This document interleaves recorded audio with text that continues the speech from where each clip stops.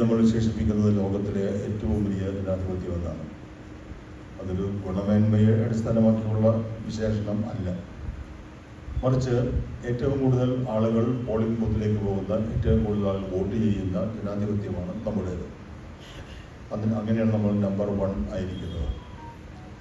പക്ഷേ ജനാധിപത്യം അർത്ഥപൂർണമാകണമെങ്കിൽ മറ്റു ചില വ്യവസ്ഥകൾ കൂടി പാലിക്കപ്പെടേണ്ടതുണ്ട്.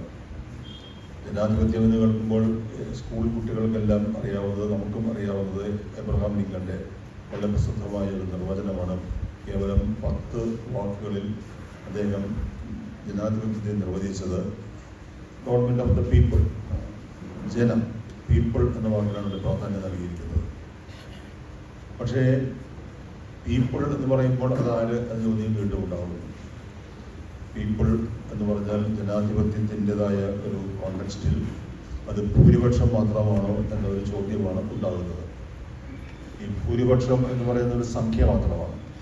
ജനാധിപത്യത്തിൽ ഭരണ സംവിധാനങ്ങൾ ക്രമീകരിച്ചിരിക്കുന്നത് ഈ സംഖ്യയുടെ അടിസ്ഥാനത്തിലാണ്. അപ്പോൾ അത് ആ രീതിയിൽ നമ്മൾ ആലോചിക്കുമ്പോൾ ന്യൂനപക്ഷം എന്നത് എവിടെയും ഉണ്ടാകും. ഒന്നുകിൽ മതപരമായ ന്യൂനപക്ഷം, അല്ലെങ്കിൽ ഭാഷാപരമായ ന്യൂനപക്ഷം, അല്ലെങ്കിൽ കുടിയേറ്റക്കാരുടേതായ ഒരു വിഭാഗം, അങ്ങനെ പലതും ഉണ്ടാകും. അപ്പോൾ ഈ ന്യൂനപക്ഷങ്ങളെ സംരക്ഷിക്കുന്നതിന് വേണ്ടിയുള്ള ഭൂരിപക്ഷത്തിൻ്റെ ഭരണമാണ് ജനാധിപത്യം എന്ന് നമുക്ക് ആവർത്തിച്ച് പറയേണ്ടി വരുന്നുണ്ട്. നമ്മളിപ്പോൾ കാണുന്നത് നമ്മുടെ നാട്ടിലുൾപ്പെടെ, നമ്മുടെ രാജ്യത്തുൾപ്പെടെ, ഈ ലോകത്തിലെ ഏറ്റവും വലിയ ജനാധിപത്യം എന്ന് പറയുന്ന ഇവിടെ ഉൾപ്പെടെ ന്യൂനപക്ഷങ്ങളെ പ്രകാരം ഉന്മൂലനം ചെയ്യാൻ കഴിയും എന്ന ചിന്തയിൽ ഭൂരിപക്ഷം വ്യാപരിക്കുകയും ആ ചിന്തയുടെ അടിസ്ഥാനത്തിൽ അവർ വോട്ട് നേടുകയും ഭരണം കൈയാളുകയും ഒക്കെ ചെയ്യുന്ന വളരെ വിചിത്രവും ഭീതിജനകവുമായ ഒരവസ്ഥ ഇന്ന് നിലനിൽക്കുന്നുണ്ട്.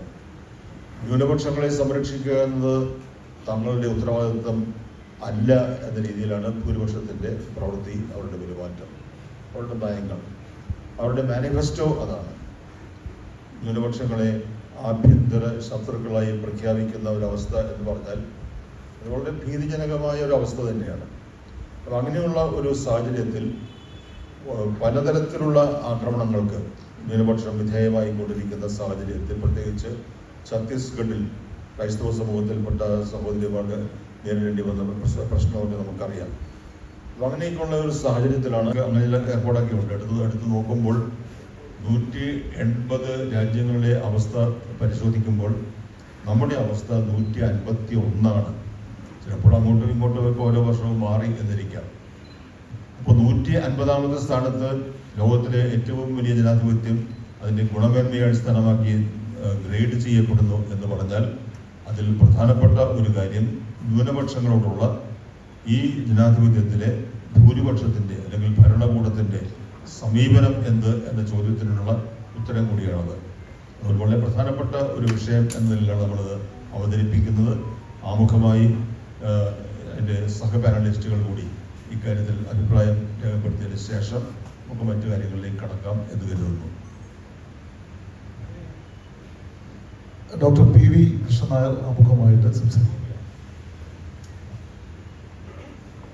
ബഹുമാനപ്പെട്ട അധ്യക്ഷൻ, എൻ്റെ ദീർഘകാല സുഹൃത്ത് ഡോക്ടർ സെബാസ്റ്റ്യൻ പോൾ, പ്രിയപ്പെട്ട പ്രൊഫസർ ഡോക്ടർ റസാഖ്, പ്രബുദ്ധമായ സദസ്സ്,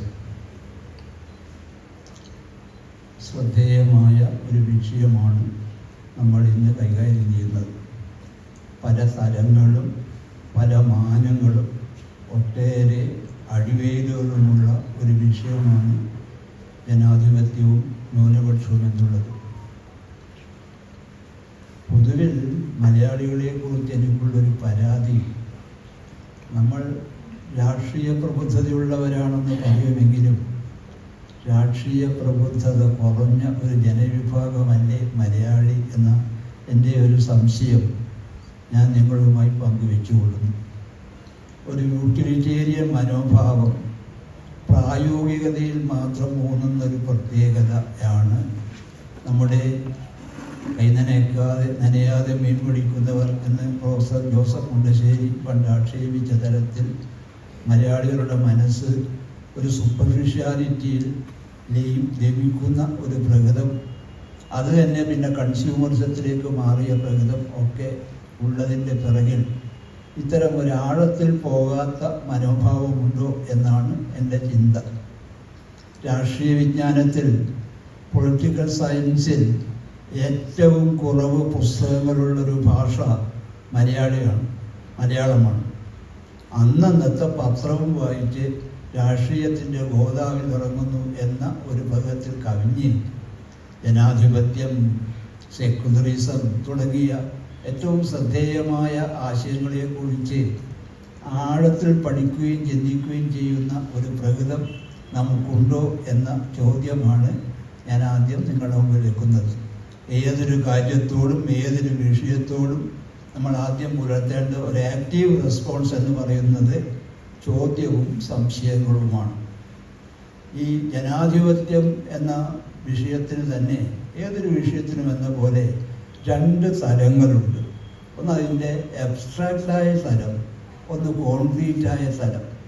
അബ്സ്ട്രാക്റ്റായ തലത്തിൽ ചിന്തിക്കുമ്പോഴാണ് രാഷ്ട്രീയത്തെ പറ്റിയുള്ള, ജനാധിപത്യത്തെ പറ്റിയുള്ള വിവിധ പരാമർശങ്ങൾ, പഠനങ്ങൾ നമ്മുടെ ശ്രദ്ധയിൽ വരുന്നത്. ഇപ്പോൾ ഇക്കോളജി ഓഫ് പൊളിറ്റിക്സ് ശ്രദ്ധേയമായൊരു പുസ്തകമാണ്. ലണ്ടൻ സ്കൂൾ ഓഫ് എക്കണോമിക്സിലെ സാമ്പത്തിക പ്രൊഫസറും അനേകം തലമുറകളെ ഉത്തേജിപ്പിച്ച എഴുത്തുകാരനുമായിരുന്ന ലാസ്കിയുടെ ശ്രദ്ധേയമായ പുസ്തകമാണ്. അതിൽ ജനാധിപത്യത്തിൻ്റെ പ്രാധാന്യത്തെക്കുറിച്ച് അദ്ദേഹം ഊന്നുന്നത് ഞാൻ നിങ്ങളുടെ ശ്രദ്ധയിൽപ്പെടുത്തുന്നു. അതൊന്ന് ഡെമോക്രറ്റിക് തിയറി, എന്താണ് ജനാധിപത്യം, ജനാധിപത്യത്തിൻ്റെ ഘടകങ്ങൾ എന്തെല്ലാമായാൽ ജനാധിപത്യമാകും, ജനാധിപത്യം എങ്ങനെ അപജയം സംഭവിക്കും തുടങ്ങിയ കാര്യങ്ങളെക്കുറിച്ചുള്ള പഠനമാണ് ഈ ഡെമോക്രറ്റിക് തിയറിയിലുള്ളത്. ലാസ്റ്റിയൊക്കെ പറയുന്ന ഒരാശയം എന്ന് പറയുന്നത് എല്ലാ മനുഷ്യന്മാരും തുല്യരാണ് എന്ന തലത്തിലാണ് ജനാധിപത്യത്തിൻ്റെ പ്രത്യേകത. ദൈവവിശ്വാസത്തധിഷ്ഠിതമായ തിയോക്രസിയിൽ നിന്ന് ജനാധിപത്യത്തിലേക്കുള്ള മാറ്റമാണ് നമ്മുടെ കാലഘട്ടത്തിലെ ഏറ്റവും ശ്രദ്ധേയമായ കാര്യം. നിങ്ങൾക്കറിയാം, അതിന് ഒട്ടേറെ ഘടകങ്ങളുണ്ടെന്ന്. ഫ്രഞ്ച് വിപ്ലവത്തിൻ്റെ മൗലികാശയങ്ങളെ എതിർത്ത എഡ്മണ്ട് ബർക്കിന് മറുപടിയായി റൈറ്റ്സ് ഓഫ് മാൻ എന്ന ഗ്രന്ഥം രചിച്ച തോമസ് പെയിൻ എന്ന് പറയുന്നുണ്ട്. റൂസോവിൻ്റെ സോഷ്യൽ കോൺട്രാക്റ്റ് അതുണ്ട്. മലയാളത്തിൽ അങ്ങനെ ജനാധിപത്യത്തെ പറ്റിയൊക്കെ സൂക്ഷ്മമായി പഠിക്കുന്ന ഗ്രന്ഥങ്ങളുടെ കുറവ് എന്നെ ദുഃഖിപ്പിക്കുന്നു. തായാട്ട് ശങ്കരൻ്റെ ഒരു പുസ്തകമാണ് നമ്മുടെ ജനാധിപത്യത്തെ പറ്റിയുള്ള ഒരു കാലത്തെ ഏറ്റവും നല്ല പുസ്തകം എന്ന് പറയാവുന്ന തായാട്ടിൻ്റെ പുസ്തകമാണ്. ജനാധിപത്യത്തിൻ്റെ ഉദയത്തെക്കുറിച്ചും പാർലമെൻ്ററി ഡെമോക്രസിയെക്കുറിച്ചുമൊക്കെയുള്ള ആ പുസ്തകം തീരെ ശ്രദ്ധിക്കപ്പെടാതെ പോയി എന്ന ദുഃഖത്തോടെയാണ് തായാട്ട് ശങ്കരൻ കണ്ണടച്ചതെന്ന് അറിയാവുന്ന ഒരു വ്യക്തിയാണ് ഞാൻ. ആ രീതിയിൽ നമ്മൾ നോക്കുമ്പോൾ ഇപ്പോൾ എൻ്റെയും എൻ്റെ സുഹൃത്ത് സെബാസ്റ്റ്യൻ പോളും ഞങ്ങളൊക്കെ മഹാരാജ സ്കൂളിൽ ഒന്നിച്ച് പഠിച്ചൊരു കാലം ഞാൻ ഓർക്കുന്നു. അത് 60 മുതൽ 70 വരെയുള്ള 65 മുതൽ 70 വരെയുള്ള കാലഘട്ടങ്ങളിൽ അതൊരു മോഡേണിസത്തിൻ്റെ കാലമായിരുന്നു. അനേകം ആശയങ്ങളും ആദർശങ്ങളും ഉണ്ടായിരുന്ന ഒരു കാലഘട്ടത്തെ മുഴുവൻ അടക്കി ഭരിക്കുന്നുവെന്ന മേധാശക്തിയുമായി പിറന്ന ഒട്ടേറെ ചിന്തകന്മാർ വിദ്യാഭ്യാസത്തെക്കുറിച്ച്, സംസ്കാരത്തെക്കുറിച്ച്, ജനാധിപത്യത്തിൻ്റെ പല വഴികളെക്കുറിച്ച് ഒക്കെ ചിന്തിച്ചിരുന്ന ഒരു കാലത്തെക്കുറിച്ചാണ് ഞാൻ സൂചിപ്പിക്കുന്നത്. അപ്പോഴാണ് റവല്യൂഷൻ ഉണ്ടാകുന്നത്. അപ്പോഴാണ് അബ്സേർഡ് ഡ്രാമകളെ പറ്റിയുള്ള പഠനം ഉണ്ടാകുന്നത്. അപ്പോഴാണ് ലിറ്റററി മോഡേണിസത്തിൻ്റെ പ്രത്യേകത, കാലബോധം, ലോകബോധമൊക്കെ ഉണ്ടാകുന്നത്. അപ്പോഴാണ് ഫ്രഞ്ച് റവല്യൂഷൻ 1968 പ്രസിദ്ധീകരിക്കുന്നത്. അപ്പോഴാണ് സ്റ്റുഡൻറ് പവർ എന്ന പ്രസിദ്ധമായ ഗ്രന്ഥം വരുന്നത്. അപ്പോഴാണ് നോബൽ സമ്മാനം കിട്ടിയ എഴുത്തുകാരനായ ജീൻ പോൾ സാർത്രെ കോഹൻ ബെനറ്റ് എന്ന വിദ്യാർത്ഥി നേതാവുമായി അഭിമുഖ സംഭാഷണത്തിന് വേണ്ടി പോകുന്നത്. ഞാൻ പറഞ്ഞു തരുന്നത് ഒരു പുസ്തകത്തിൻ്റെ ലിസ്റ്റ് നിരത്താൻ വേണ്ടി അല്ല. ആ കാലഘട്ടത്തിൽ വന്ന ഒരു മാറ്റങ്ങൾ, ജനാധിപത്യത്തെ പറ്റിയുള്ള ചർച്ചകൾ, അഴിമതി, അധികാരം, വർഗീയത എന്ന പേരിൽ മലയാളത്തിലുണ്ടായ ഒരു പുസ്തകം, അതിലൊക്കെ വന്ന ഡോക്ടർ KV മേനോൻ്റെയും സുകുമാർ അഴീക്കോടിൻ്റെയും ഒക്കെ സജീവ് കുമാരപ്പള്ളിയുടെയും M ഗോവിന്ദൻ്റെയും ഒക്കെ പുസ്തകങ്ങൾ, മലയാളത്തിൽ അത്തരം പുസ്തകങ്ങൾ വളരെ ചുരുക്കമാണെന്ന അഭിപ്രായക്കാരനാണ് ഞാൻ. അത് കഴിഞ്ഞ് ഇതിനെപ്പറ്റി ജനാധിപത്യത്തിൻ്റെ ആശയങ്ങൾക്ക് ഒരുപാട് മാറ്റങ്ങൾ വന്നു. 2 Cheers for Democracy ശ്രദ്ധേയമായ ലേഖനമാണ്. ജനാധിപത്യത്തിന് 3 cheers നമ്മൾ പറയാറുള്ളത്. പക്ഷേ ആ എഴുത്തുകാരൻ, ആ പണ്ഡിതൻ 3 cheers പറയാൻ തയ്യാറില്ല. 2 cheers ഫോർ ഡെമോക്രസി എന്നാണ്. അപ്പോഴാണ് ജനാധിപത്യത്തെ പറ്റി പ്രോക്ടസിന്റെ കട്ടിൽ എന്ന CJ തോമസിന്റെ പ്രസിദ്ധമായ ലേഖനം ഞാൻ നിങ്ങളെ ഓർമ്മപ്പെടുത്തുന്നു. ജനാധിപത്യത്തിന്റെ ദോഷങ്ങളെ പറ്റിയുള്ള ഒരുപാട് ചർച്ചകൾ ഉണ്ടായിരുന്നു. നമ്മുടെ ഭാഷയിൽ അതിനെ അങ്ങനെയൊന്നും ചർച്ചകൾ ഉണ്ടായിട്ടില്ല എന്ന അഭിപ്രായക്കാരനാണ് ഞാൻ. പ്രോക്ടസിന്റെ കട്ടിൽ ഇത് ഹീറോസിനെ ഇല്ലാതാക്കുന്നു. ജനാധിപത്യത്തിനെതിരായി വന്ന ഒരു വാദം, ഹീറോസ്, വലിയ മനുഷ്യന്മാര്, വലിയ നേതാക്കന്മാര്, വലിയ വലിപ്പത്തെ ഇല്ലാതാക്കുന്ന ഒന്നാണ് ജനാധിപത്യം എന്നൊരു വാദം വന്നു. എന്നാണ് ഫ്രെഡറിക് നീഷെ സൂപ്പർമാൻ സിദ്ധാന്തം ഉപയോഗിച്ച കൊണ്ടുവന്ന ഫ്രെഡറിക് നീഷെ ദെസ്പേസ് സരത്തൂസ്ട്ര എന്ന ഗ്രന്ഥത്തിന്റെ കർത്താവായ നീഷെ, ബിയോണ്ട് ഗുഡ് ആൻഡ് ഈവിൾ എന്ന ഗ്രന്ഥത്തിന്റെ കർത്താവായ നീഷെ ആ വാദക്കാരനായിരുന്നു. നീഷെ ജനാധിപത്യത്തിന് എതിരായിരുന്നു. നീഷ പറഞ്ഞ വാദം വലിപ്പത്തെ, വലിയ മനുഷ്യന്മാര്, വലിയ നെപ്പോളിയനെ പോലെയൊക്കെയുള്ള വലിയ ആൾക്കാരെ അങ്ങനെ പ്രേരത്തിൽ ഇല്ലാതാക്കുന്ന, ചെറുതാക്കുന്ന ആൾക്കാരെ ചെറുതാക്കുന്ന ഒന്ന് ജനാധിപത്യത്തിനില്ലേ. പക്ഷെ നമ്മൾ ഓർക്കണം, നീഷയുടെ വാദം ചെന്ന് നിന്നത് ഹിറ്റ്ലറിലായിരുന്നു എന്ന് ഓർക്കണം. പിന്നീട് അപ്പോൾ ആ രീതിയിൽ വ്യക്തിയുടെ അന്തസ്സ്, വ്യക്തിയുടെ മാന്യത, അവൻ്റെ ചിന്താരീതി, അവൻ്റെ സ്വാതന്ത്ര്യബോധം, അതൊക്കെ വളരെ പ്രധാനമാണ്. ഇവിടെ ധാരാളം പറയേണ്ട കാര്യങ്ങളുണ്ട്. അടുത്ത അവിടെ ഞാൻ പറഞ്ഞുകൊള്ളാം. അപ്പോൾ സ്വാതന്ത്ര്യം എന്നുള്ളത് വളരെ ശ്രദ്ധേയമായ ആശയമാണ്. സ്വാതന്ത്ര്യവും ജനാധിപത്യവും ഒക്കെ ഒരാദർശമാണ് എന്നുള്ള അഭിപ്രായം വന്നു. CJ തോമസിന്റെ പ്രസിദ്ധമായ പഠനമുണ്ടല്ലോ, കാശിയിൽ എത്തുന്നതിലല്ല പുണ്യം കാശി യാത്രയിലാണ് എന്ന് CJ പറയുന്നത്.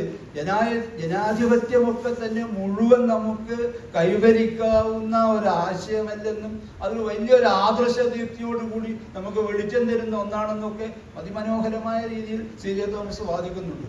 ആ രീതിയിലുള്ള ഒരു വീക്ഷണം, ഒരു ചിന്ത ഇതാണ്. ഈ സെബാസ്റ്റ്യൻ പോൾ സൂചിപ്പിച്ച പോലെ നമ്മൾ ഇന്നൊരു പിഴച്ച കാലത്തിലൂടെ പോവുകയാണ്. ഇതൊരു പൂണുനൂരിട്ട ഡെമോക്രസിയാണോ എന്ന് ദുഃഖിക്കുന്ന രീതിയിലുള്ള അനേകം ചീത്ത വശങ്ങളിലേക്ക് നമ്മൾ കടന്നു പോവുകയാണ്. അപ്പോഴാണ് നമ്മൾ ജനാധിപത്യത്തിന്റെ പ്രാധാന്യത്തെ, സ്വാതന്ത്ര്യത്തിന്റെ പ്രാധാന്യം, മനുഷ്യന് സ്വാതന്ത്ര്യം വേണോ എന്നുള്ള ചോദ്യം തന്നെ പ്രസക്തമായി വരുന്നുണ്ട്. എറിക് ഫ്രോം ഈ അടുത്ത കാലത്ത് അധികം ചെറുപ്പക്കാരെയും വായിക്കുന്നവരെയും സ്വാധീനിച്ച പ്രശസ്തനായ എഴുത്തുകാരനാണ് എറിക് ഫ്രോം. എറിക് ഫ്രോമിന്റെ പ്രസിദ്ധമായ ഒരു പുസ്തകമുണ്ട്, ഫിയർ ഓഫ് ഫ്രീഡം. അതിന്റെ വേറൊരു വോളിയത്തിന് അദ്ദേഹം കൊടുത്ത പേര് എസ്കേപ്പ് ഫ്രം ഫ്രീഡം എന്നാണ്. മനുഷ്യന് സ്വാതന്ത്ര്യം അത്ര ആവശ്യമാണോ, അവൻ അതിന് ഒഴിയാൻ ആഗ്രഹിക്കുന്നുണ്ടോ എന്നുള്ളതാണ്. അപ്പൊ ആ രീതിയിലൊക്കെ ഒരു ചിന്താരീതിയിലൂടെ സ്വാതന്ത്ര്യത്തെ പറ്റിയുള്ള, ജനാധിപത്യത്തെ പറ്റിയുള്ള അബ്സ്ട്രാക്റ്റായ വിചിന്തനത്തിലൂടെ കൂടി മലയാളി പോകണം എന്നുള്ളത് കൊണ്ട് മനുഷ്യൻ, ഇത് പറയാൻ കാരണം, മനുഷ്യൻ ഒരു ബഹുമേഖലാ ജീവിയാണ്. നമ്മൾ സാഹിത്യ സംസ്കാരത്തിൻ്റെ ഒക്കെ സദസ്സുകൾ നടത്തുമ്പോൾ ഓർക്കേണ്ട ഒരു കാര്യം, മനുഷ്യ ജീവിതത്തിന് പല തലങ്ങളുണ്ട്, പല മാനങ്ങളുണ്ട്. അതാണ് യുഎൻ അക്സലി പറഞ്ഞത്, മനുഷ്യൻ ഒരു ബഹുമേഖലാ ജീവിയാണ്. അതിന് കുറച്ചുകൂടി മൊമെന്റം കൊടുത്തു, ആക്കം കൊടുത്തു, വിശദീകരണം കൊടുത്തു അദ്ദേഹത്തിന്റെ സഹോദരനായ ആൽഡസ് ഹക്സ്ലി എൻസ് ആൻഡ് മീൻസ് എന്ന പുസ്തകത്തിലൂടെ. അപ്പൊ ഇതിനൊക്കെ ഈ ഒരു കാര്യത്തിന് അതിൻ്റെ ആശയപ്രമാണങ്ങള്, ആദർശങ്ങള്, തത്വശാസ്ത്രങ്ങള്, വിചിന്തനങ്ങള്, വിമർശനങ്ങള് ഒക്കെ ഉണ്ട് എന്ന് സൂചിപ്പിക്കാൻ വേണ്ടിയാണ് ഞാൻ ഇത്തരം ഗ്രന്ഥങ്ങളെ കുറിച്ചൊക്കെ പറഞ്ഞു വന്നത്. അപ്പോൾ സ്വാതന്ത്ര്യം ജീവിതത്തിലെ ഏറ്റവും ശ്രദ്ധേയമായ ആദർശമാണ്. ഈ സ്വാതന്ത്ര്യം ഏറ്റവും നമുക്ക് കിട്ടുന്ന ഭരണരീതി ജനാധിപത്യമാണ്. അതുകൊണ്ട് ഇന്നത്തെ കാലഘട്ടത്തിലെ ഏറ്റവും ശ്രദ്ധേയമായ ഭരണരീതി എന്ന് പറയുന്നത്, ഇന്ന് ഏറ്റവും പ്രധാനപ്പെട്ട ഒന്നെന്ന് പറയുന്നത് ജനാധിപത്യമാണ്. ദ ചാലഞ്ച് ഓഫ് ഡെമോക്രസി എന്ന പേരിൽ ജോൺ സ്ട്രാറ്റിയുടെ അതിപ്രസിദ്ധമായ ഒരു പുസ്തകമുണ്ട്, ജനാധിപത്യത്തിന്റെ വെല്ലുവിളികൾ. അദ്ദേഹം താരതമ്യപ്പെടുത്തുന്നത് ആമയും മുയലുമായിട്ടാണ്. ജനാധിപത്യത്തിന്റെ ഒരു ദോഷം എന്താ? അത് വളരെ മെല്ലെയാണ്, വളരെ മെല്ലെയാണ്. അത് ആമയെ പോലെയാണെന്നാണ് സ്ട്രാറ്റി പറയുന്നത്. പക്ഷേ ഇതൊക്കെ പറഞ്ഞപ്പോഴും സ്ട്രാറ്റിയെ പോലെ ആൾക്കാർ പറയുന്നു, മനുഷ്യന്റെ അന്തസ്, ഡിഗ്നിറ്റി ഓഫ് എ മാൻ, മനുഷ്യന്റെ സ്വാതന്ത്ര്യബോധം ഒക്കെ വ്യക്തമാക്കുന്ന, ഇന്ന് ഇതുവരെ ലോകം അത് ട്രോയിൻ്റെയൊക്കെ അത് വിശദീകരിക്കുന്നുണ്ട്. ഇന്നുമുള്ള ഭരണ സമ്പ്രദായങ്ങളിൽ, ഇന്നോളം മനുഷ്യൻ പരീക്ഷിച്ച ഭരണ സമ്പ്രദായങ്ങളിൽ ഏറ്റവും മുന്തിയത്, ഏറ്റവും ഉത്കൃഷ്ടം, മനുഷ്യന്റെ വ്യക്തിയുടെ അന്തസ്സിനെയും അവന്റെ സ്വാതന്ത്ര്യബോധത്തെയും അവന്റെ നീതിബോധത്തെയും ഒക്കെ സാക്ഷാത്കരിക്കുന്ന ഏറ്റവും നല്ല രാഷ്ട്രീയ രൂപം എന്ന നിലയിൽ ജനാധിപത്യത്തിനുള്ള പ്രാധാന്യം വളരെ വലുതാണ്. അതിന്റെ മറ്റു വശങ്ങൾ ഞാൻ അടുത്ത പറഞ്ഞോളാം. താങ്ക് യു മാഷെ. അടുത്തതായിട്ട് ശ്രീ അബ്ദുൾ റസാഖ് PP. വേദിയിലും സദസ്സിലുള്ള പ്രിയപ്പെട്ടവരെ, നമ്മുടെ റിപ്പബ്ലിക്ക് അതിൻ്റെ ചരിത്രത്തിൻ്റെ വിപരീത ദിശയിൽ സഞ്ചരിക്കാൻ തുടങ്ങിയിട്ട് ഒരു പതിറ്റാണ്ടായി കഴിഞ്ഞു. സച്ചിദാനന്ദ മാഷ് ഈ പ്രാണപ്രതിഷ്ഠ കഴിഞ്ഞ ഉടനെ ഒരു ഫേസ്ബുക്ക് കുറിപ്പിട്ടിരുന്നു. ആ കുറിപ്പ് ഇങ്ങനെയാണ്: നാം എല്ലാം ഭാരതത്തിലെ തടവുകാരായി മാറിയിരിക്കുന്നു. നാം എല്ലാം ഭാരതത്തിലെ തടവുകാരായി മാറിയിരിക്കുന്നു. ഇന്ത്യ എന്നേ മരിച്ചു കഴിഞ്ഞിരിക്കുന്നു. മരിച്ചവരോടിപ്പോൾ അസൂയയാണ്. ഞാൻ പറഞ്ഞു വരുന്നത്, നമ്മൾ വളരെ അടുത്ത കാലം വരെ, ഒരു പക്ഷേ ഒരു 2014 വരെയെങ്കിലും ഞാൻ വിചാരിക്കുന്നത് നാം ഈ റിപ്പബ്ലിക്കിലെ പൗരന്മാരായിരുന്നു. മതേതര ജനാധിപത്യ റിപ്പബ്ലിക്കിലെ പൗരന്മാരായിരുന്നുവെങ്കിൽ അടുത്ത കാലത്തായിട്ട് വലിയ ഒരു ട്രാൻസ്ഫർമേഷൻ സംഭവിക്കുന്നത് നമ്മൾ ഒരു ഹിന്ദു രാഷ്ട്രത്തിലെ പ്രജകളായി മാറിയിരിക്കുന്നു എന്നുള്ളത്. അപ്പോൾ അങ്ങനെ ഒരു കാലഘട്ടത്തിൽ നിന്നാണ് നമ്മൾ ജനാധിപത്യത്തെക്കുറിച്ചും ഇവിടുത്തെ ന്യൂനപക്ഷങ്ങളുടെ സംരക്ഷണത്തെക്കുറിച്ചുമൊക്കെ സംസാരിക്കേണ്ടി വരുന്നത് എന്നുള്ളതാണ്. ജനാധിപത്യത്തെക്കുറിച്ച് ഏറ്റവും നന്നായി ഡിഫൈൻ ചെയ്തിട്ടുള്ളത് എനിക്ക് തോന്നുന്നത് നമ്മുടെ ഭരണഘടനാ ശില്പിയായ അംബേദ്കറാണ്. അംബേദ്കർ പറയുകയാണ്, വ്യത്യസ്തനാവാനും വ്യത്യസ്തനായതിൻ്റെ പേരിൽ വേട്ടയാടപ്പെടാതിരിക്കാനുമുള്ള അവകാശത്തിൻ്റെ പേരാണ് ജനാധിപത്യം. വ്യത്യസ്തരായിരിക്കുന്നതിൻ്റെ പേരിൽ വേട്ടയാടപ്പെടാതിരിക്കാനുമുള്ള അവകാശത്തിൻ്റെ പേരാണ് ജനാധിപത്യം. നമ്മൾ അറിയേണ്ട ഒരു കാര്യം, ആ അംബേദ്കറിൻ്റെ നേതൃത്വത്തിൽ ഒരു ഭരണഘടന ഉണ്ടായപ്പോൾ ആ ഭരണഘടനയുടെ അടിസ്ഥാന മൂല്യമായത് ഈ വ്യത്യസ്തകളെ അംഗീകരിക്കുന്ന, എല്ലാവരെയും ഉൾക്കൊള്ളുന്ന, ഈ സുനിൽ ഗില്ലാനിയുടെ, ആരുടെ കുറേ പുസ്തകം പറഞ്ഞപ്പോൾ ഞാൻ എന്തെങ്കിലും പറയണ്ടേ, സുനിൽ ഗില്ലാനിയുടെ വളരെ പ്രസിദ്ധമായിട്ടുള്ള ഒരു പുസ്തകമാണ് ദി ഐഡിയ ഓഫ് ഇന്ത്യ എന്ന് പറയുന്നത്. അതിൽ അദ്ദേഹം പറയുന്നുണ്ട്, ഈ ഒരു ഐറിഷ് തമാശയെക്കുറിച്ച് പറയുന്നുണ്ട്. Whether trousers, the term trousers is plural or singular. Trousers എന്ന് പറയുന്ന പദം പ്ലൂറൽ ആണോ സിംഗുലർ ആണോ? അപ്പം അതിന് ഉത്തരം കൊടുക്കുന്നത് അത് മുകളിൽ സിംഗുലറും പക്ഷെ താഴെ പ്ലൂരലുമാണ് എന്നാണ്. പക്ഷെ ഗില്ലാനി പറയുന്നത് ഇന്ത്യയെ സംബന്ധിച്ചിടത്തോളം ഇന്ത്യ മുകളിലും താഴെയും പ്ലൂരലാണ്. പല ഞൊറികളുള്ള ഒരു ധോത്തി പോലെ പലമയുടെ ഒരു മഹാബാഹുല്യമാണ് ഇന്ത്യ. അപ്പൊ ഇന്ത്യക്ക് 50-ൽ ഒരു ഭരണഘടന ഉണ്ടാവുമ്പോൾ സ്വാഭാവികമായിട്ടും നമുക്ക് ഇങ്ങനെ ഒരു ഭരണഘടന, എല്ലാവരെയും ഉൾക്കൊള്ളുന്ന, ബഹുസ്വരതയെ മാനിക്കുന്ന, ജനാധിപത്യത്തിലും മതേതരത്തിലും അധിഷ്ഠിതമായിട്ടുള്ള ഒരു ഭരണഘടനയെ വിഭാവനം ചെയ്യാൻ സാധിക്കുകയുള്ളൂ. പക്ഷെ അന്ന് തന്നെ അദ്ദേഹം പറയുന്ന വേറൊരു കാര്യമുണ്ട്. അതായത് അംബേദ്കർ പറയുന്നുണ്ട്, ഓരോ മനുഷ്യനും ഓരോ വോട്ടിനും ഒരേ മൂല്യവുമുള്ള ഒരു വ്യവസ്ഥയിലേക്ക് നാം എത്തിക്കഴിഞ്ഞു. പക്ഷേ നമ്മുടെ ഉദ്ദേശം ഓരോ മനുഷ്യനും ഒരേ മൂല്യമുള്ള ഒരു വ്യവസ്ഥ സംജാതമാവുക എന്നുള്ളതാണ്. എന്നിട്ടാണ് നമ്മളിപ്പോൾ ഈ 69 അല്ലേ, ഈ വാർഷികം കൊണ്ടാടുന്ന വേളയിൽ നമ്മൾ അന്വേഷിക്കേണ്ട ഒരു കാര്യം, ഇപ്പോൾ ഇന്ത്യൻ ജനാധിപത്യവും ഇന്ത്യൻ മതേതരത്വവും ഇന്ത്യൻ ഭരണഘടനാ മൂല്യങ്ങളും എവിടെ ചെന്ന് നിൽക്കുന്നു എന്നുള്ള അന്വേഷിക്കേണ്ടതുണ്ട്.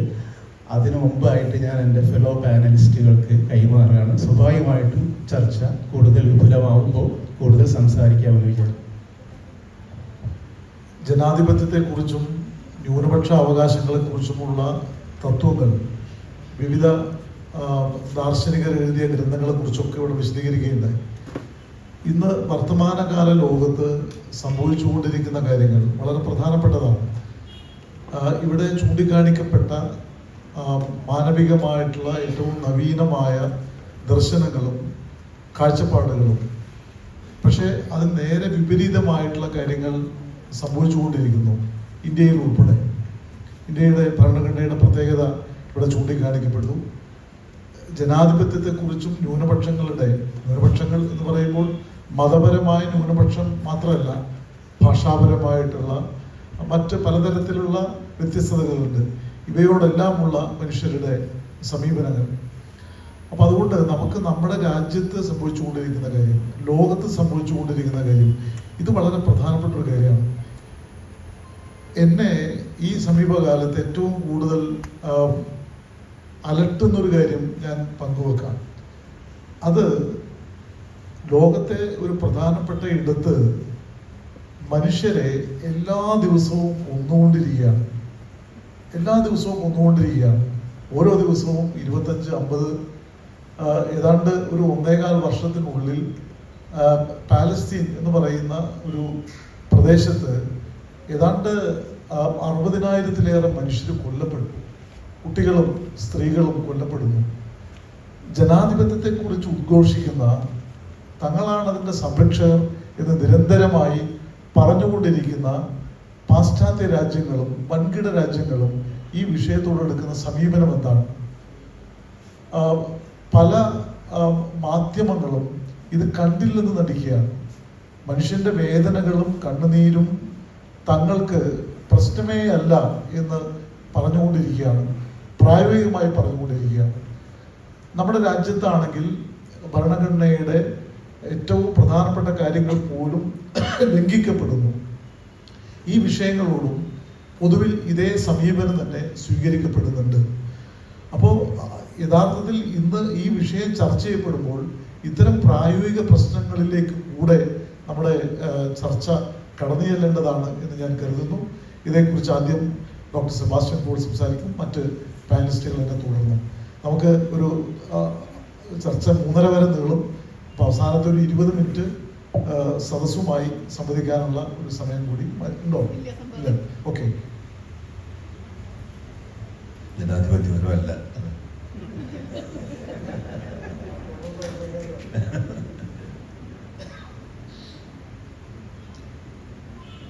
ഇതൊരു സാഹിത്യോത്സവത്തിൻ്റെ ഭാഗമായി നടക്കുന്ന സെമിനാറാണ്.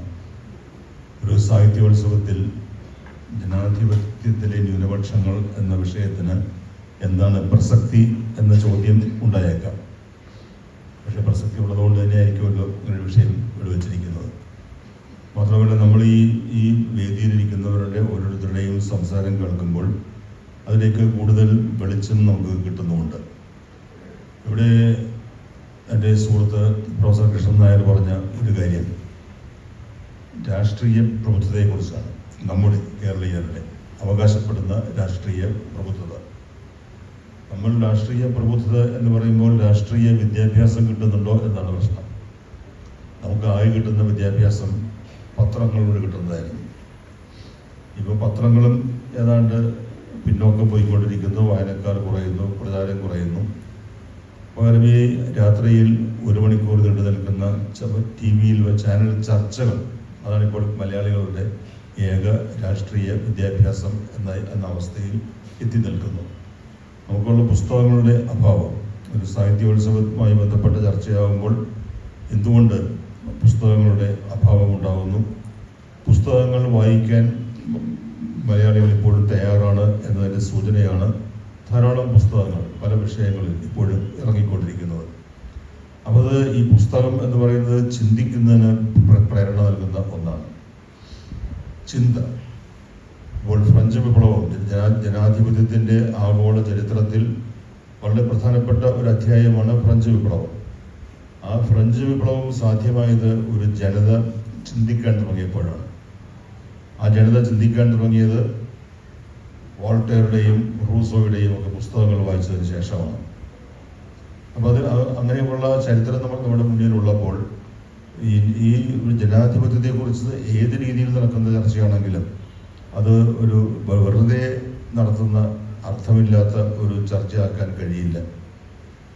ജനാധിപത്യം എന്നത് അത്ര മഹത്തരമായ ഒരു അവസ്ഥ തന്നെയാണ്. പക്ഷെ ജനാധിപത്യമാണോ ഏറ്റവും മഹത്തരമെന്ന് ചോദിച്ചാൽ അല്ല എന്ന് പലരും പറയുന്നുണ്ട്. എനിക്കും ആ അഭിപ്രായമുണ്ട്.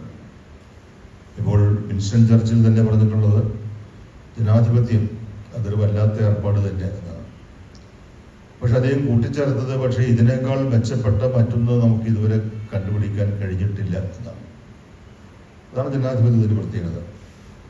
ജനാധിപത്യം എന്ന് പറയുമ്പോൾ നമ്മളൊക്കെ ഇപ്പോൾ സ്വാതന്ത്ര്യ ദിനത്തിൻ്റെ ആഘോഷം കഴിഞ്ഞതല്ലേ ഉള്ളൂ. അതിനു മുമ്പ് പ്രജകളായിരുന്നു. ബ്രിട്ടീഷ് സാമ്രാജ്യത്തിൻ്റെ അല്ലെങ്കിൽ ചക്രവർത്തിയുടെ പ്രജകൾ ആയിരുന്നു. ആ പ്രജകളെ പൗരന്മാരാക്കി എന്നത് മാത്രമല്ല മനുഷ്യരാക്കി എന്നുള്ളതാണ് നമ്മുടെ ജനാധിപത്യത്തിൻ്റെ ഏറ്റവും മഹനീയമായ നേട്ടം. അതുകൊണ്ടാണല്ലോ അതുകൊണ്ട് തന്നെയാണ് അംബേദ്കർ നമ്മൾ എപ്പോഴും പരാമർശിക്കേണ്ടി വരുന്നത്. അംബേദ്കറുടെ ഭരണഘടനയിൽ വി ദ പീപ്പിൾ എന്നുള്ള പ്രയോഗം ഉണ്ടായത്. വി ദ സിറ്റിസൺസ് എന്നല്ല. പൗരത്വവും രണ്ടാമതേ നിൽക്കുന്നുള്ളൂ. അല്ലെങ്കിൽ അദ്ദേഹത്തിന് we the citizens of India എന്ന് പറഞ്ഞ് ഭരണഘടന എഴുതാമായിരുന്നു. പക്ഷെ അവർ എഴുതിയിരിക്കുന്നത് we the people of India, മനുഷ്യർ, ഭാരതത്തിലെ ജനങ്ങൾ. അപ്പോൾ കേവലം പ്രജകളായിരുന്ന ഒരു കൂട്ടരെ മനുഷ്യരാക്കി മാറ്റി എന്നുള്ളതാണ് നമ്മുടെ ഭരണഘടനയുടെ ഏറ്റവും സവിശേഷമായ നേട്ടം. അപ്പോൾ അത് വരുമ്പോൾ ഞാൻ ആദ്യമേ സൂചിപ്പിച്ചു, ജനാധിപത്യം എന്ന് പറയുമ്പോൾ അത് ഭൂരിപക്ഷത്തിൻ്റെ ഭരണം എന്ന ഒരു സാമാന്യ ധാരണ എല്ലാവർക്കും ഉണ്ടാവും. അതുകൊണ്ടാണ് തെരഞ്ഞെടുപ്പ്, എലക്ഷൻ, ഇപ്പോൾ തന്നെ തെരഞ്ഞെടുപ്പ് കമ്മീഷൻ്റെ പ്രവർത്തനങ്ങളിൽ നമുക്കുണ്ടായിട്ടുള്ള സംശയങ്ങൾ, തെരഞ്ഞെടുപ്പ് കമ്മീഷനെ തന്നെ ഇംപീച്ച് ചെയ്യുന്നതിനെ കുറിച്ചുള്ള ആലോചന. അപ്പോൾ അത് വളരെ പ്രധാനപ്പെട്ടത് തന്നെയാണ്. ന്യൂനതയില്ലാത്ത രീതിയിൽ, വിശ്വസനീയമായ രീതിയിൽ തെരഞ്ഞെടുപ്പ് നടത്തുക എന്നുള്ളത്. എന്തിനു വേണ്ടിയാണ് ഈ തെരഞ്ഞെടുപ്പ്? ഒരു ഭരണ സംവിധാനം ഉണ്ടാവണം. ആ ഭരണ സംവിധാനം ഉണ്ടാവുക എന്ന് പറഞ്ഞാൽ അവിടെ ഒരു സംഖ്യ പ്രശ്നമാണ്. ഭൂരിപക്ഷത്തിൻ്റെ ഭരണമാണ്. പക്ഷേ ന്യൂനപക്ഷത്തിന് വേണ്ടി ഭൂരിപക്ഷം നടത്തുന്ന ഭരണം ആയിരിക്കണം. അതാണ് ഉത്തമമായ ജനാധിപത്യ ഭരണം എന്ന് പറയുന്നത്. ന്യൂനപക്ഷം എന്ന് പറയുന്നത് ഇവിടെ മോഡറേറ്റർ ചൂണ്ടിക്കാണിച്ചതുപോലെ മതം മാത്രമല്ല, മതാടിസ്ഥാനത്തിലുള്ള മതന്യൂനപക്ഷങ്ങളുണ്ട്. ഭരണഘടന തന്നെ അംഗീകരിച്ചിട്ടുള്ള ലിംഗ്വിസ്റ്റിക്, ഭാഷാപരമായ ന്യൂനപക്ഷങ്ങളുണ്ട്.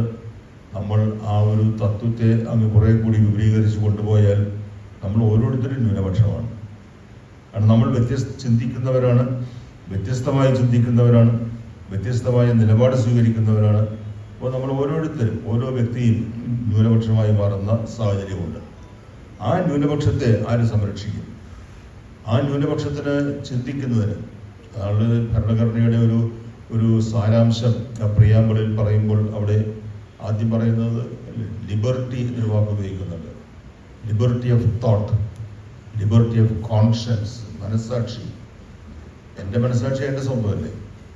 ആ മനസ്സാക്ഷി സ്വതന്ത്രമാക്കി നിലനിർത്തുന്നതിനുള്ള അവകാശം എനിക്കുണ്ട് എന്ന് പറയുമ്പോൾ എനിക്ക് വ്യത്യസ്തത പാലിക്കുന്നതിന്, വ്യത്യസ്തമായി ചിന്തിക്കുന്നതിന്, വ്യത്യസ്തമായ നിലപാട് സ്വീകരിക്കുന്നതിന് എല്ലാമുള്ള അവസരമുണ്ട്. അപ്പോൾ ഈ മതപരിവർത്തനം എന്നൊക്കെ പറയുമ്പോൾ ഇതൊക്കെ വെറും ഈ ഏതെങ്കിലും മതത്തിൽപ്പെട്ടവരുടെ എണ്ണം കൂട്ടുന്നതിനുള്ള പരിശ്രമം അങ്ങനെയൊന്നും അല്ല അതിനെ കാണേണ്ടത്. അതിനെ മതത്തെ കോൺഷ്യൻസുമായി ബന്ധപ്പെടുത്തിയിരിക്കുന്നത്, മനസ്സാക്ഷി, നമ്മുടെ മനസ്സാക്ഷി. അപ്പോൾ അവിടെ എപ്പോഴും ഒരു ന്യൂനപക്ഷം ഉണ്ടാകും. ആ ന്യൂനപക്ഷത്തിന് ചിന്താസ്വാതന്ത്ര്യം മനുഷ്യന് വേണം എന്ന് പറഞ്ഞാൽ സ്വതന്ത്രമായി ചിന്തിക്കുന്നതിന്, ആ ചിന്തയെ പ്രകാശിപ്പിക്കുന്നതിന്, എൻ്റെ ആശയങ്ങളെ ആവിഷ്കരിക്കുന്നതിന് എല്ലാമുള്ള സ്വാതന്ത്ര്യം എന്ന് പറയുമ്പോൾ അത് ഒരു ചെറിയ കാര്യമല്ല. അത് വളരെ വിപുലമായി ചിന്തിക്കേണ്ട ഒരു വിഷയമായി അത് മാറുന്നു. പക്ഷെ ഇന്നത്തെ ഇന്ത്യയിൽ എന്താണ് നമ്മൾ കണ്ടുകൊണ്ടിരിക്കുന്നത്? ഇന്നത്തെ ഇന്ത്യയിൽ നമ്മൾ കാണുന്നത് മതത്തിൻ്റെ അടിസ്ഥാനത്തിൽ ഒരു രാജ്യത്തെ എപ്രകാരം നിർവചിക്കാൻ കഴിയും എന്ന ചിന്ത കുറേ കാലമായി എന്ന് പറഞ്ഞാൽ ആ ചിന്ത ഒരു വിശ്വാസ പ്രമാണമായി അല്ലെങ്കിൽ പ്രകടന പത്രികയായി അംഗീകരിച്ചവരുടെ 100-ാം വർഷമാണിത്. അപ്പോൾ അതൊരു ചെറിയ കാര്യമല്ല. പക്ഷേ ഭാഗ്യവശാൽ ഇപ്പോഴും ഇന്ത്യ എന്ന് പറഞ്ഞാൽ എല്ലാവരും, അല്ലെങ്കിൽ ബഹുഭൂരിപക്ഷം പേർ അവരൊന്നും അതിനോട് യോജിക്കുന്നവരല്ല, സബ്സ്ക്രൈബ് ചെയ്യുന്നവരല്ല. അതുകൊണ്ടാണല്ലോ നമ്മളിങ്ങനെ നിൽക്കുന്നതും ഇങ്ങനെ ഇരിക്കുന്നതും ഇങ്ങനെ ചിന്തിക്കുന്നതും സംസാരിക്കുന്നതും എല്ലാം. അപ്പോൾ ഇന്ത്യൻ ജനാധിപത്യം അത് ഒരു മഹനീയമായ അവസ്ഥയിലേക്ക് ഉയർത്തപ്പെടണമെങ്കിൽ എണ്ണത്തെ മാറ്റി നിർത്തി അല്ലെങ്കിൽ ജനസംഖ്യയെ മാറ്റി നിർത്തിക്കൊണ്ട് ഇതാണ് ലോകത്തിലെ ഏറ്റവും ഉത്തമമായ ജനാധിപത്യം എന്ന് ലോകത്തോട് നമുക്ക് പറയാൻ കഴിയണമെങ്കിൽ ആ ഉത്തമമായ ജനാധിപത്യ മൂല്യങ്ങളെ ഉൾക്കൊള്ളുന്നതിനും വിപുലീകരിക്കുന്നതിനും അതിനനുസരിച്ച് പ്രവർത്തിക്കുന്നതിനും നമുക്ക് കഴിയണം. അങ്ങനെ വരുമ്പോഴാണ് നമ്മൾ നമ്പർ 1 ഡെമോക്രസി എന്ന് നമുക്ക് പറയാൻ കഴിയുന്നത്.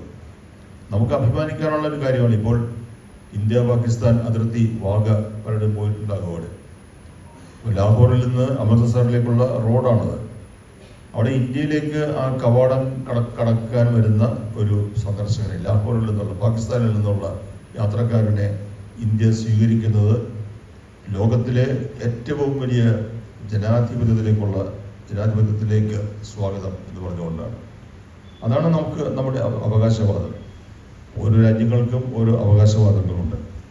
ഗ്രീസിലെ ആഥൻസ് അറിയപ്പെടുന്നത് ജനാധിപത്യത്തിൻ്റെ കളിത്തൊട്ടിൽ എന്നാണ്, ക്രാഡിൽ ഓഫ് ഡെമോക്രസി. അവിടെ അവരുടെ പുരാതന നഗരകേന്ദ്രമുണ്ട്. സോക്രട്ടീസ് ഒക്കെ സംസാരിച്ചിരുന്നത്, സോക്രട്ടീസിനെ ഇട്ട ജയില്, സോക്രട്ടീസിനെ വധിച്ച സ്ഥലം ഒക്കെ അവിടെയുണ്ട്. അഗോറ എന്ന് പറയുന്നത്. ആ അഗോറയിലേക്കുള്ള പ്രവേശന കവാടത്തിൽ ആഥൻസിനെ ഇപ്പോൾ ഇന്നത്തെ ലോകത്ത് മറ്റൊരു രീതിയിലൊന്നും ഒരു പ്രാമുഖ്യമില്ല. പക്ഷെ അവിടെ അവർ എഴുതി വച്ചിരിക്കുന്നത്, ഇവിടെ 2500 വർഷങ്ങൾക്ക് മുമ്പ് അഭിപ്രായ പ്രകടന സ്വാതന്ത്ര്യം എന്ന ആശയം സംജാതമായി. അതിൻ്റെ അടിസ്ഥാനത്തിലാണ് പാശ്ചാത്യ നാഗരികത വികാസം പ്രാപിച്ചത് എന്നാണ്. അപ്പോൾ നമുക്ക് അതിൻ്റെ അർത്ഥം മനസ്സിലാവുന്നുണ്ടോ എനിക്കറിയില്ല. അഭിപ്രായ പ്രകടന സ്വാതന്ത്ര്യം, ഫ്രീഡം ഓഫ് എക്സ്പ്രഷൻ. എന്തുകൊണ്ട് അംബേദ്കറുടെ ഭരണഘടനയിൽ പത്രസ്വാതന്ത്ര്യം എന്ന വാക്ക് ഉപയോഗിച്ചില്ല എന്ന് പലരും, ഹൈക്കോടതിയിലെ അഭിഭാഷകർ പോലും ആ ചോദ്യം ഒരു ഘട്ടത്തിലും ചോദിക്കുന്നത് ഞാൻ കേട്ടിട്ടുണ്ട്. അദ്ദേഹത്തിന് അറിയാമായിരുന്നു ഫ്രീഡം ഓഫ് ദ പ്രസ് അത് ഇൻസിഗ്നിഫിക്കൻ്റ് ആണ്. പ്രധാനപ്പെട്ടതെന്താണ്?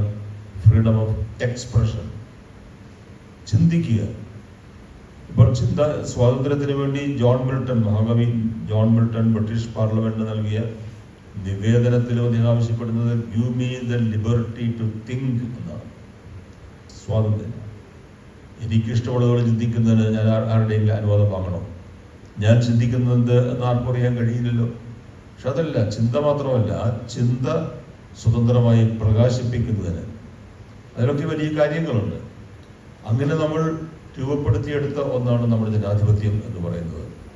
ആ ജനാധിപത്യം ഇന്ന് വെല്ലുവിളി നേരിടുന്നു എന്ന് പറയുമ്പോൾ അത് ഇന്ത്യയിൽ മാത്രമല്ല, ലോകവ്യാപകമായി വെല്ലുവിളിയുണ്ട്. എവിടെയൊക്കെ ഒറ്റപ്പെട്ട മനുഷ്യർ ആക്രമിക്കപ്പെടുന്നുവോ, എവിടെയൊക്കെ ന്യൂനപക്ഷങ്ങൾ നിഗ്രഹിക്കപ്പെടണം എന്ന ചിന്ത ഉയർന്നു വരുന്നുവോ, അവിടെയെല്ലാം ജനാധിപത്യം വലിയ അപകടത്തെ നേരിടുകയാണ്. അതുകൊണ്ട് ജനാധിപത്യം എന്ന് പറഞ്ഞാൽ ഭൂരിപക്ഷത്തിൻ്റെ ഭരണം എന്ന് മാത്രമല്ല അർത്ഥം, ന്യൂനപക്ഷത്തെ ഭൂരിപക്ഷം സംരക്ഷിക്കുന്നതാണ് ജനാധിപത്യം.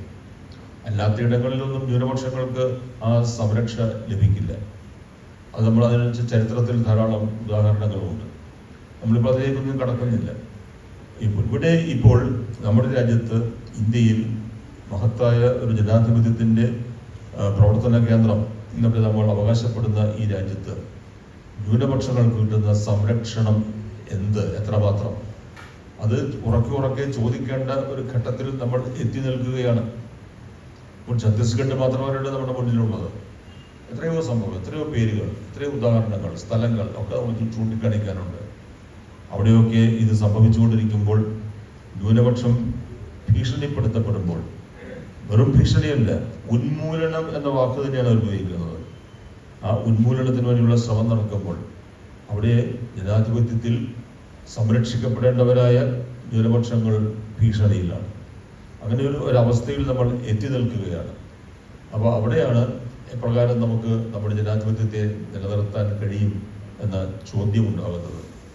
ഇവിടെ ഇപ്പോൾ കാര്യങ്ങളൊക്കെ പണ്ടൊക്കെ ഒരു പറയുന്നതിനൊക്കെ ഒരു ചെറിയ മറയുണ്ടായിരുന്നു. ഇപ്പം അതൊക്കെ മാറി വളരെ പരസ്യമായി തന്നെയാണല്ലോ പറയുന്നത്. ഞങ്ങളുടെ ലക്ഷ്യം അത് ഹിന്ദു രാഷ്ട്ര സ്ഥാപനമാണ്. ആർക്കും ഒരു മടിയിലില്ല പറയുന്നതിന്. കേൾക്കുമ്പോൾ നമുക്കും ഒരു ഞെട്ടലൊന്നും ഉണ്ടാകുന്നില്ല. അതങ്ങനെയാണ് ആയിക്കൊണ്ടിരിക്കുകയാണ്. പക്ഷേ ഹിന്ദു രാഷ്ട്രം സ്ഥാപിച്ചാൽ അതോടെ നമ്മുടെ ജനാധിപത്യം ഇല്ലാതെയാകും. ഇതൊരു മതരാഷ്ട്ര സ്ഥാപനമല്ല 1949 ഭരണഘടനയിലൂടെ നമ്മൾ സാധിച്ചത്. 1948 അതിന് തൊട്ട് മാസങ്ങളുടെ വ്യത്യാസത്തിൽ ലോകത്ത് മതത്തെ അടിസ്ഥാനമാക്കി 2 രാഷ്ട്രങ്ങൾ രൂപീകൃതമായി. ഒന്ന് പാകിസ്ഥാൻ, 2 ഇസ്രായേൽ. ആ 2 രാജ്യങ്ങളും ഇന്ന് ലോകത്തിനും അയൽക്കാർക്കും എത്ര വലിയ വിപത്തായി മാറിയിരിക്കുന്നു എന്ന് നമുക്കറിയാം. അവിടെ ഈ ന്യൂനപക്ഷങ്ങളുടെ അവസ്ഥ എന്ത് എന്ന് നമുക്കറിയാം. അതുകൊണ്ട് അതല്ല നമ്മൾ ഉദ്ദേശിക്കുന്നത്. ജനാധിപത്യം അതിനെല്ലാ മഹിമയിലും അംഗീകരിച്ചിട്ടുള്ള ഈ വൈവിധ്യങ്ങളെ സംരക്ഷിക്കുക, പ്രൊട്ടക്റ്റ് ചെയ്യുക, ന്യൂനപക്ഷങ്ങളെ പ്രൊട്ടക്റ്റ് ചെയ്യുക, നമ്മോട് എതിര് നിൽക്കുന്ന വ്യത്യസ്തതകളെ നമ്മൾ ആശ്ലേഷിക്കുക, എംബ്രേസ് ചെയ്യുക, ഉൾക്കൊള്ളുക. അങ്ങനെയുള്ള ഒരു ജനാധിപത്യ സംവിധാനത്തിലേക്ക് നമ്മുടെ രാഷ്ട്രത്തെ എപ്രകാരം നമുക്ക് എത്തിക്കാൻ കഴിയും. ഭാഗ്യവശാൽ ഇന്ത്യയിൽ ഇപ്പോഴും ഒരു പ്രതീക്ഷ നമുക്കുള്ളത് ഈ ഹിന്ദുത്വർ എന്നൊരു വിഭാഗമുണ്ടല്ലോ, അവരല്ലല്ലോ ഭൂരിപക്ഷം. അവർക്ക് ഭൂരിപക്ഷം ഉണ്ടായിരുന്നുവെങ്കിൽ കഴിഞ്ഞത്തെ തെരഞ്ഞെടുപ്പിൽ 10 വർഷത്തെ നരേന്ദ്രമോദിയുടെ ഭരണത്തിന് ശേഷം ഒരു മന്ത്രിസഭ രൂപീകരിക്കുന്നതിനുള്ള ഭൂരിപക്ഷമെങ്കിലും ഈ ഇന്ത്യയിലെ ഈ ജനങ്ങൾ, മെജോറിറ്റി ഹിന്ദുക്കളായിരിക്കുന്ന ഇന്ത്യയിലെ വോട്ടർമാർ നൽകുമായിരുന്നു. അത് നൽകിയില്ലല്ലോ. അപ്പോൾ അതിൻ്റെ അർത്ഥം ജനങ്ങൾ അവർ ജനാധിപത്യ ബോധമുള്ളവരാണ്. നമ്മൾ അംബേദ്കറുടെ ഭാഷയിൽ പറയുന്ന നമ്മൾ ഭാരതീയർ. അവർക്കൊരു ജനാധിപത്യ ബോധമുണ്ട്. ജനാധിപത്യത്തിൻ്റെ ഉത്തമമായ തത്വങ്ങളെക്കുറിച്ച് അവർക്ക് ബോധ്യമുണ്ട്. അതുകൊണ്ടാണ് ഇതെല്ലാം ചെയ്തിട്ടും ഇലക്ഷൻ കമ്മീഷനെ കുറിച്ച് ഉന്നയിക്കപ്പെട്ട ആരോപണങ്ങൾ ശരിയാണെങ്കിൽ ജനാധിപത്യത്തിൻ്റെ പാർലമെന്ററി ചരിത്രത്തിൽ ഉണ്ടായിട്ടില്ലാത്ത അത്ര വലിയ ഒരു അട്ടിമറി നടത്തിയതിനു ശേഷവും അവർക്ക് മന്ത്രിസഭ ഉണ്ടാക്കുന്നതിനുള്ള കേവല ഭൂരിപക്ഷം 272 എന്ന സംഖ്യയിലേക്ക് എത്താൻ കഴിഞ്ഞില്ല എന്നുള്ളത് നമ്മളിപ്പോഴും ഒരു ജനാധിപത്യ രാജ്യം തന്നെയാണ് എന്നതിന് തെളിവ് കൂടിയാണ്. Thank you.